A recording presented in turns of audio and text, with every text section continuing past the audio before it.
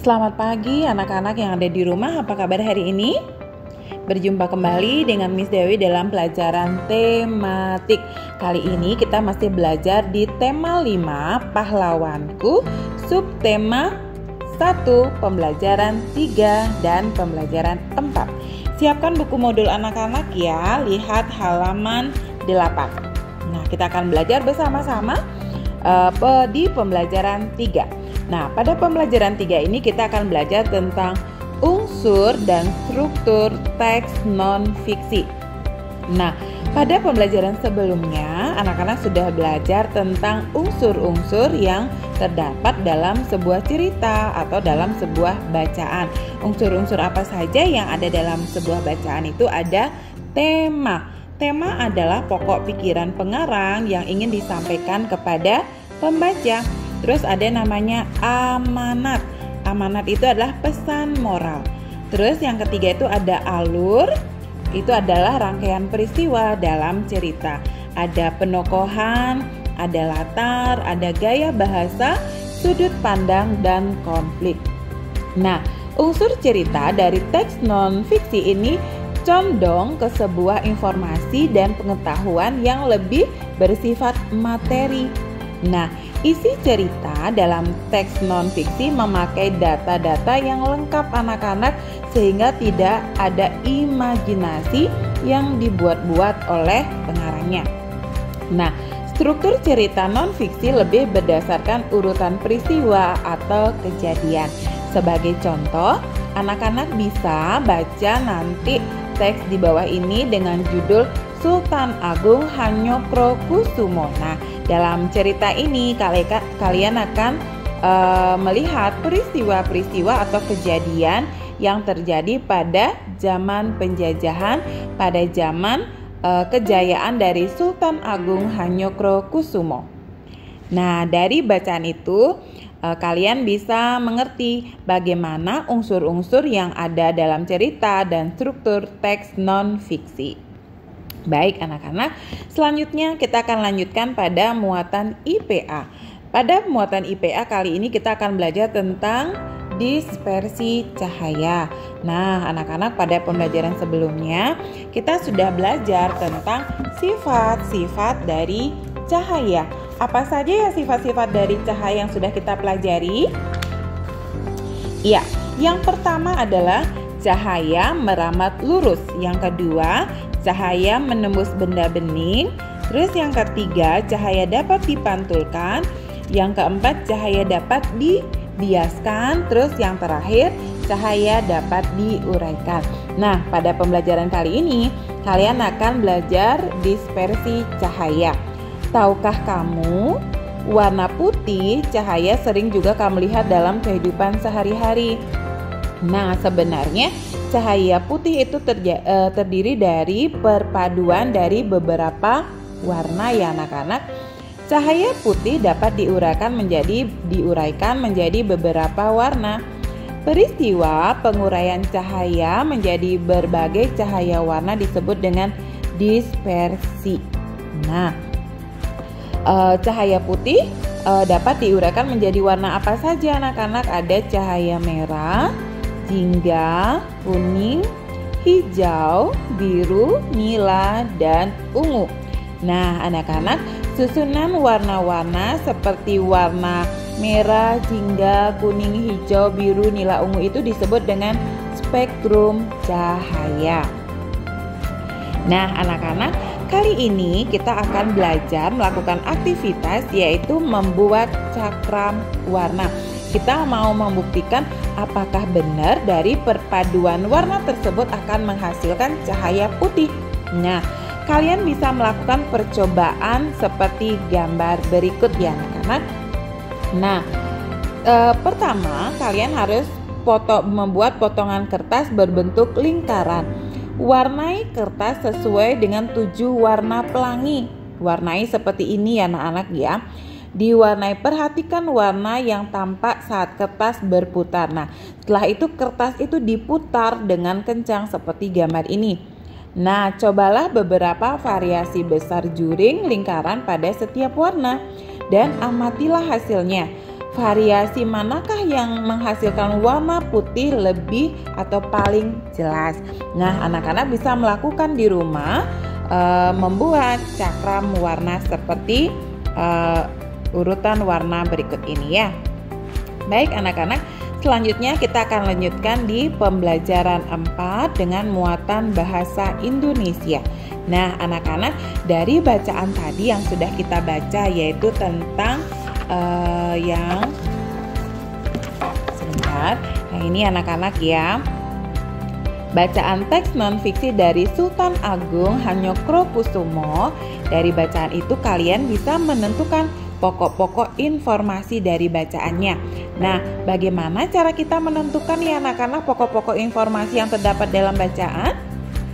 Yang pertama, apa yang harus kita lakukan? Ya, menentukan tema, peristiwa, atau permasalahan dalam bacaan tersebut. Apa temanya? Apa peristiwa yang terjadi dan masalah yang ada dalam bacaan tersebut? Yang kedua, menentukan tokoh dalam cerita. Yang ketiga, menentukan alasan terjadinya peristiwa dalam bacaan. Terus yang keempat, menentukan latar atau tempat terjadinya peristiwa. Yang kelima, menentukan urutan cerita dalam bacaan. Terus yang terakhir, menentukan gagasan utama di setiap paragraf dalam bacaan. Nah, anak-anak sudah tahu apa itu gagasan utama? Gagasan utama itu sama artinya dengan gagasan pokok. Nah, gagasan pokok ini biasanya terdapat di awal atau akhir paragraf. Kita sudah belajar di pembelajaran sebelumnya. Nah, coba anak-anak perhatikan bacaan berikut. Ini dengan judul Bala Putradewa, Raja Kerajaan Sriwijaya. Nah, anak-anak, dari bacaan ini kita dapat menentukan pokok-pokok informasinya. Apa saja pokok-pokok informasi yang terdapat dalam bacaan ini? Nah, kita lihat di paragraf yang pertama. Ini paragraf yang pertama ya anak-anak. Ini paragraf yang kedua. Kita mau lihat pokok-pokok informasi yang terdapat dalam bacaan di paragraf yang pertama terlebih dahulu. Nah, dalam paragraf yang pertama kita dapat memperoleh informasi sebagai berikut. Saya garis bawahi ya. Ini, Bala Putradewa menjadi raja di kerajaan Sriwijaya sekitar tahun 850 Masehi. Nah, kerajaan Sriwijaya mencapai puncak kejayaannya ya anak-anak di bidang apa saja? Di bidang ekonomi, pendidikan, dan kebudayaan. Itu pokok-pokok informasi yang bisa kita dapat di paragraf yang pertama. Nah, sekarang pokok informasi di paragraf yang kedua anak-anak. Apa ya pokok-pokok informasinya? Yang pertama, Bala Putradewa berjuang membangun armada laut yang kuat. Nah, terus apalagi pokok informasi yang ada? Nah, dengan adanya armada tersebut sehingga banyak para pedagang yang singgah, sehingga perekonomian yang ada di daerahnya, di daerah Bala Putradewa ini menjadi berkembang pesat. Nah, oke, ini adalah pokok informasi yang berikutnya. Bala Putradewa berjuang membangun armada laut dan menjadikan Sriwijaya menjadi kerajaan yang makmur. Makmur itu artinya kerajaan yang subur, kerajaan yang tidak kekurangan pangan, kerajaan yang tidak yang memperhatikan kesejahteraan rakyatnya.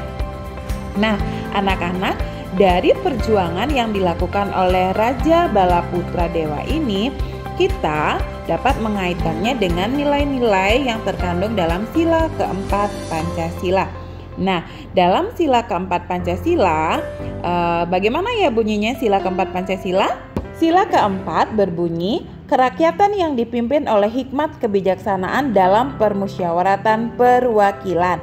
Nah, dari sila keempat ini kita dapat menentukan nilai-nilai yang ada atau nilai-nilai yang terkandung dalam sila keempat Pancasila. Yang pertama, selalu mengedepankan musyawarah untuk mencapai mufakat, menyelesaikan suatu masalah. 2. tidak memaksakan kehendak pada orang lain. Yang ketiga, mengutamakan kepentingan masyarakat. Yang ini anak-anak, mengutamakan kepentingan masyarakat, bangsa, dan bernegara.